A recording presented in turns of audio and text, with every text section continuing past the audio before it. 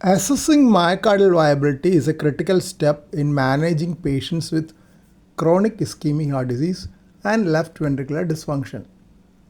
The primary goal is to distinguish between hibernating myocardium, that is dysfunctional but viable tissue that can improve after revascularization, and myocardial scar, fibrotic non-viable tissue. Stunning is post-ischemic dysfunction that persists despite restored blood flow, typically recovers spontaneously over days or weeks. Hibernation is a chronic state of reduced left ventricular function due to persistent low blood flow. The tissue remains metabolically active and can recover function if blood flow is restored via PCI or CABG. The choice of modality often depends on local expertise and specific clinical questions like: is the scar? Is the contractile reserve? Cardiac MRI shows hyper enhancement or late gadolinium enhancement, the gold standard for anatomy and scar burden, and it has high spatial resolution. PET, that is FDG PET, assesses glucose metabolism. It's the gold standard for metabolic viability.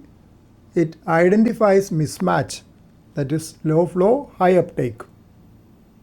Dobutamine stress echo assesses contractile reserve. It's widely available, has high specificity for functional recovery. SPECT or thallium-201 assesses cell membrane integrity. There are established protocols and assesses potassium analog uptake. CMR uses gadolinium to identify the transmural extent of a scar. Score 0, no hyperenhancement. Score 1, hyperenhancement of 1 to 25% of the tissue. Score 2, hyperenhancement of 26 to 50% of the tissue. Score 3, 51 to 75% hyperenhancement. Score 4, hyperenhancement of 76 to 100% of the tissue. FDG PET is often compared with perfusion scans like rubidium-82 or SPECT. Hibernating viable myocardium, perfusion metabolism mismatch, reduced blood flow but preserved glucose metabolism. SCAR, non-viable, perfusion metabolism match, both blood flow and metabolism are absent. Biphasic response in dobutamine stress echocardiography is predictive sign of viability. Low dose shows improvement in wall motion, that is recruitment of reserve. High dose shows deterioration of wall motion, induced ischemia.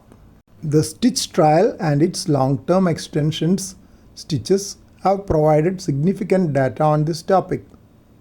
While the presence of viability identifies suitable patients, the benefit of CABG over medical therapy in those with viability has been debated. However, current guidelines still generally support revascularization in patients with significant viable myocardium and amenable coronary anatomy. Assessment should always be integrated with patient's symptomatic status, coronary anatomy, that is the syntax score, and overall surgical or procedural risk.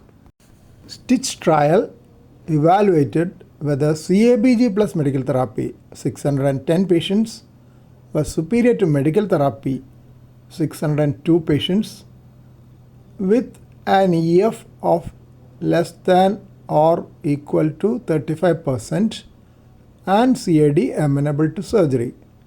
The study concluded that there was no significant difference between medical therapy alone and medical therapy plus CABG with respect to the primary endpoint of death from any cause. Those assigned to CABG had lower rates of death from cardiovascular causes and of death from any cause or hospitalization for cardiovascular causes. The STICH extension study followed the original cohort for a median of nearly 10 years to see if the benefits of surgery emerged over time. At 10 years, CABG was associated with a significant reduction in all-cause mortality, 58.9% versus 66.1%, and cardiovascular mortality compared to medical therapy alone.